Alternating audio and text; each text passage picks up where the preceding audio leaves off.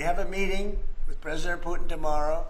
I think it's going to be a good meeting, but the more important meeting will be the second meeting that we're having. We're going to have a meeting with President Putin, President Zelenskyy, myself, and maybe we'll bring some of the European leaders along, maybe not. I don't know that it's going to be very important. We're going to see what happens.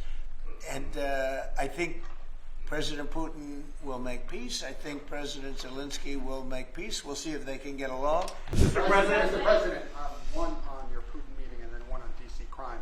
Are you prepared to offer Vladimir Putin access to rare minerals to incentivize him to end the war? We're going to see what happens with our meeting. We have a big meeting. It's going to be, I think, very important for Russia, and it's going to be very important for us, and important for us only in that we're going to save a lot of lives. Look, we have, we're not paying any money, as you know, to Ukraine. We're supplying equipment, and we're being paid 100% plus for that equipment by NATO. And I got NATO up from 2% to 5% of GDP. They now have billions of dollars. NATO is a very rich group of countries, and we make the best military equipment anywhere in the world by far. And they're buying our equipment, and they're paying 100% for the equipment, 100%. In fact, they owe us about $2 billion now. They're going to send a check. Another one was sent recently for $1 billion. So we're not spending any money anymore. Biden gave them $350 billion, got nothing for it. And if you look, and by the way, we also signed a rare earth deal where we get, years of rare earth to get our money back, the money we spent. But what I'm really doing this for is to save thousands of soldiers a week. You have Russian soldiers, you have Ukrainian soldiers, and then you'll have missiles dropped into various cities and towns in Ukraine. And they're losing last week they lost 7,251 people, mostly soldiers, Russian and Ukrainian soldiers. I'm doing it for that reason. We have a meeting with President Putin tomorrow. I think it's going to be a good meeting, but the more important meeting will be the second meeting that we're having. We're going to have a meeting with President Putin, President Zelenskyy, myself, and maybe we'll bring some of the European leaders along, maybe not. I don't know that it's going to be very important. We're going to see what happens. And I think President Putin will make peace. I think President Zelenskyy will make peace. We'll see if they can get along. And if they can, it'll be great. I've solved 6 wars in the last 6 months, a little more than 6 months now. And I'm very proud of it. I thought the easiest one would be this one. It's actually the most difficult. We had one war raging, as you know, for 37 years. One in the Congo with Rwanda was raging for 31 years. We solved 6 of them, made peace, not just solved them, we made peace. If you look at Pakistan and India, planes were being knocked out of the air. 6 or 7 planes came down. They were ready to go, maybe nuclear, we solved that. I thought this would be maybe an easier one. It never made sense, this war. It would have never happened when I was president. If I were president, this war would have never happened. But millions of people have been killed. And I'm there for one reason, to see if I can solve. This was Biden's war. This isn't my war. I want to see if I can stop the killing. Yeah. But rare earths, do you plan to offer him access to that at all? We have great rare earth.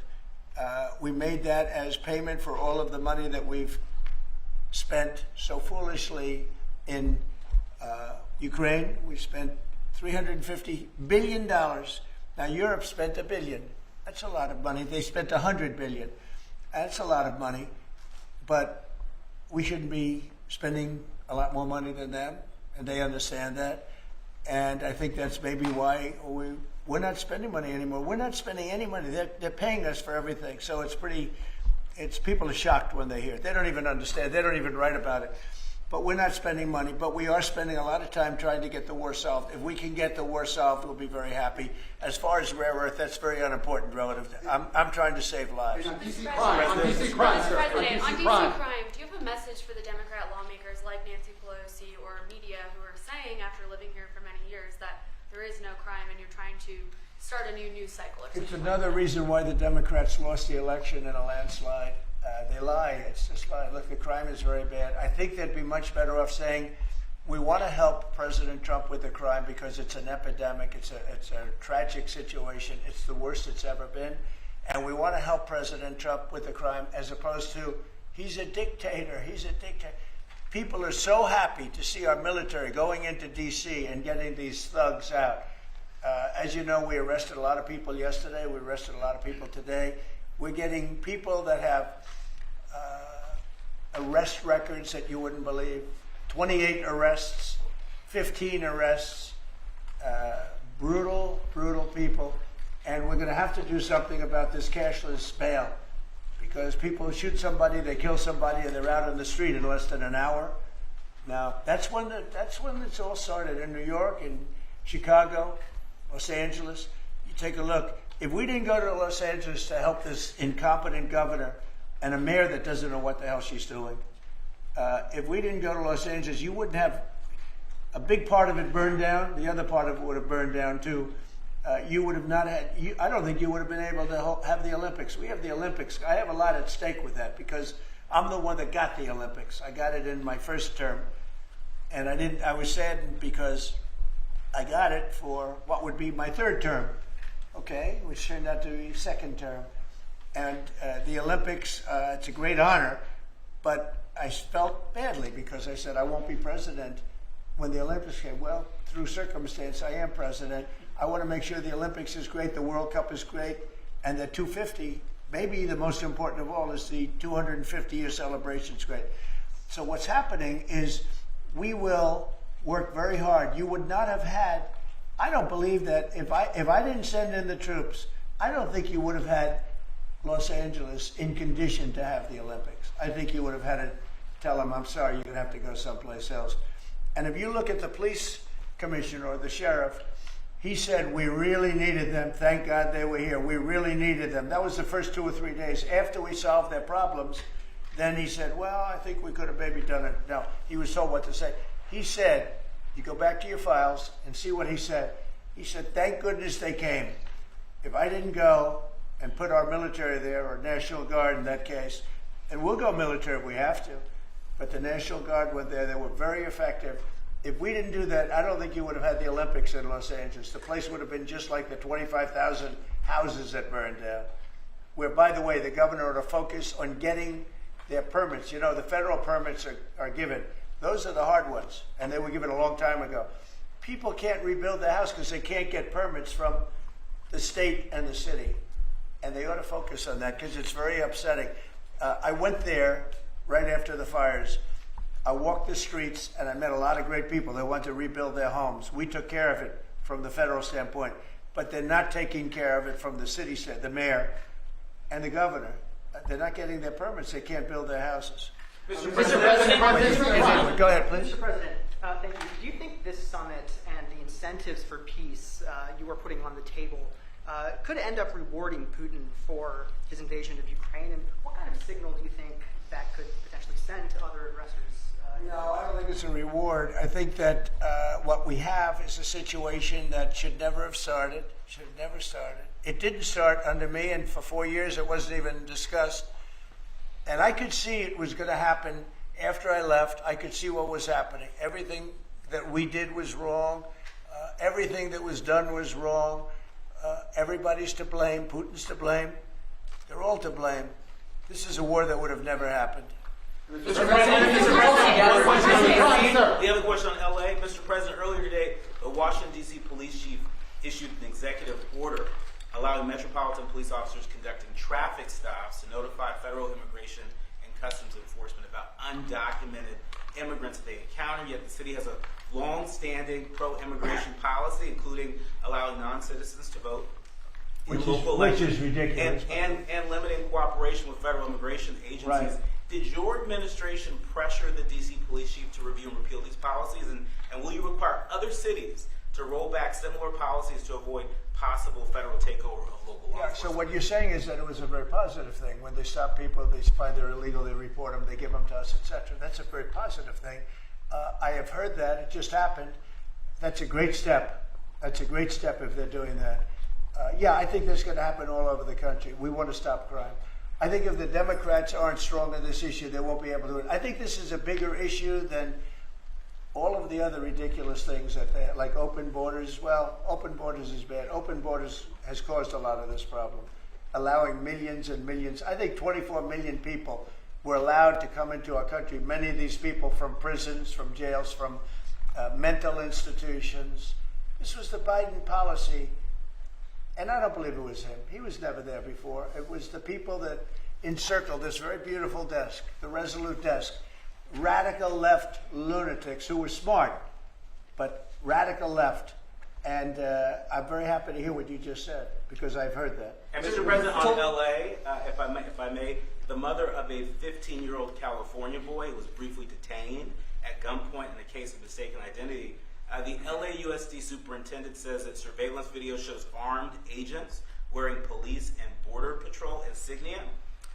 Given the National Guard, the Border Control, ICE agents, they're not trained in local policing. What specific steps are you taking to ensure that young people are not put in harm's way with these types of operations? Yeah, what they are trained in is common sense, and they're very tough people. And they have great common sense, and they are highly trained. I heard the mayor of LA was saying, oh, they're not trained this way. I heard this character from, where was he from? They talk about him as a candidate. He's got no chance. The governor of Maryland, I watched him this morning saying that the governor of Maryland, yeah, they say maybe he'll be a president. He's not presidential timber at all. But I heard him today talking about how the National Guard or the military is not trained in police, but they're trained in common sense, and they're trained in not allowing people to burn down buildings and bomb buildings and shoot people and all of the things. They've done a great job. Again, if we didn't send them, and very importantly, if we didn't send them into Los Angeles, the rest of Los Angeles would have been burned down to the ground. When you look at Minnesota, Minneapolis, I sent them into Minneapolis because the governor wouldn't make the call. If I didn't do that, you wouldn't have a Minneapolis. It wouldn't be, I don't think it would be existent today. You remember the famous scene burning over the CNN anchor's shoulder? He said, everything seems to be very peaceful. And behind him, the whole city's burning down. So you had the whack job governor who ran for vice president and made a fool out of himself. You would have had, I saved that city, I'll tell you, I saved that city. So the bottom line is these are very tough people that are trained in a thing called common sense, and they're also trained in doing what we're talking about right now. And you watch crime stop, but you wouldn't have Los Angeles, it wouldn't be existent today. We would have had to cancel the Olympics if I let that go on. Mr. President, will you pressure Israel to allow journalists into Gaza to cover the humanitarian efforts the U.S. is pursuing? And I'd like to see that happen, sure. I would like to see it happen. I would be very fine with journalists going in. It's a very dangerous position to be in, as you know, if you're a journalist, but I would like to see it. And on tariffs, Brazil, Mexico, and Latin America are getting closer to China, and they say it's partly because of the tariffs you're imposing those countries. Are you concerned them getting closer to China? No, not at all. I'm not concerned at all. They can do what they want.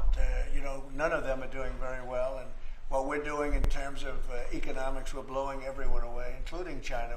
We're doing better than any other country in the world right now.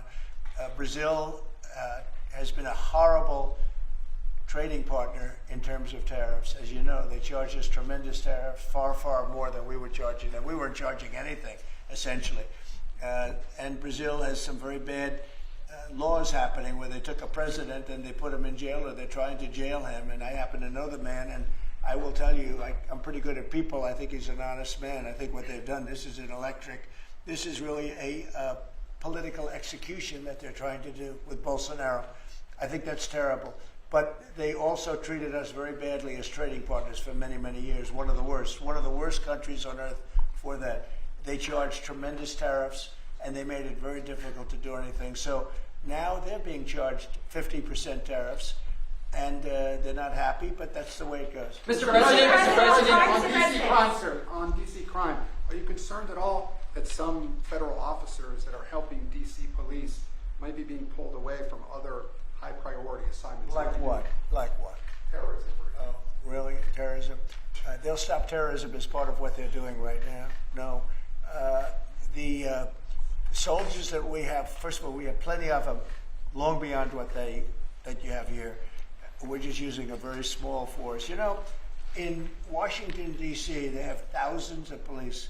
They have a lot of police, but the police weren't allowed to do their job. We have a lot of great ones, and you have some that weren't so good. be honest, but they weren't allowed to do their job. But now they are allowed to do their job, and essentially it's only 2 days, but you look at the numbers already, they're dropping, and no, they're not being pulled off for anything. Mr. Mr. President, President, as you on know, Tulsi there were some Gabbard- very concerning reports about crime statistics. Police are manipulating crime data to downplay crime in D.C. Will the administration release its own crime statistics to counter their Yeah. misinformation? And will those individuals who are intentionally misrepresenting crime data and fudging the books, like you said, be penalized for endangering the public? They are under investigation right now. They are giving us phony crime stats, just like they gave other stats in the financial world, but they're phony crime stats. And Washington, D.C. is at its worst point, and it will soon be at its best point. You're going to have a very safe, you're going to have a crime-free city. I mean, I say that. You're going to have virtually a crime-free city. And these are strong men, but the criminals are strong men and women, but they're strong men. And these are people that don't play games. We're not playing games. These are criminals we're dealing with. And they treated people. They took one of the people that worked for us the other day. You saw the beating, the pounding, 10 against 1. And they pounded the hell out of him. He's lucky to be alive. He's barely, almost killed. And we're not going to have that happening, please. Mr. Tulsi Gabbard declassified more documents last night related to the Russiagate Good. hoax. She's doing a great job, by the way. That was another fake story. I'm very happy with the job she's doing. That's right. They declassified some terrible documents talking about Democrats and what they did. Yeah. Radical left lunatics. It showed that then DNI James Clapper sent out emails to IC officials saying that it would be a team sport to push then the debunked 2017 ICA report and that it might lead them to compromise on their normal modalities. What's your reaction to the latest declassification? And in your view, sir, what does real accountability look like for players? It's involved? incredible what we're finding. Absolute proof of guilt. And we'll see what happens. But Clapper and Comey and that whole group of criminals, they're criminals. And they made it very tough. You know, they did the fake Russia witch hunt that lasted for 2 years. And I got totally exonerated. There was no doubt about it. They should have done it in 1 day, not 2 years. But it was a whole scheme to try and demean Trump so that I couldn't win an election. And that is a criminal group of people. They're sick people, and they're criminals, and they should be taken care of. Mr. President, Does Putin have a strong hand tomorrow? Well, he came to our country, and I heard CNN fake news talking about that was a big win for him. Normally, he would say the opposite, but they said, oh, it's a big win that he came here. Normally, he would say the opposite, he came here. I think that President Putin would like to see a deal. I think if I weren't president, he would take over all of Ukraine. It's a war that should have never happened. If I weren't president, in my opinion, he would much rather take over all of Ukraine. But I am president, and he's not going to mess around with me. Mr. President, on Russia, Mr. President, would you support or agree to reducing NATO troops in Europe, in countries like Poland, in order to get Russia to agree to a peace deal? That hasn't been put before me, and I'll think about that for later, but it has not been put before me. Go ahead. Is anything less than an unconditional and immediate ceasefire a victory for the U.S.? Tomorrow? Yes. Well, tomorrow we'll see. I say, I don't know where that comes from. Sort of not a good question. I would say that tomorrow all I want to do is set the table for the next meeting, which should happen shortly. I'd like to see it happen very quickly, very shortly after this meeting. I'd like to see it actually happen maybe in Alaska where we just stay because it's so much easier. But I think that it's going to be very interesting. We're going to find out where everybody stands, and I'll know within the first 2 minutes, 3 minutes, 4 minutes, or 5 minutes, like we tend to find out whether or not we're going to have a good meeting or a bad meeting. And if it's a bad meeting, it'll end very quickly. And if it's a good meeting, we're going to end up getting peace in the pretty near future. Okay? How about one more? Mr. President, on the Smithsonian. Thank you, Mr. President. On the Smithsonian, I know that your administration is seeking to weed out a lot of this left-wing spin that's in the museums, but we're seeing from people like Brian Stelter or other commentators that they're insinuating that you are trying to change history according to your narrative. What's your response to that, and is there anything you'd particularly like to take a We look want at? the museums to treat our country fairly. We want the museums to talk about the history of our country in a fair manner, not in a woke manner or in a racist manner, which is what many of them, not all of them, but many of them are doing. Our museums have an obligation to represent what happened in our country over the years, good and bad, but what happened over the years in an accurate way. Thank you very much, everybody. Mr. President, how do you reconcile that though?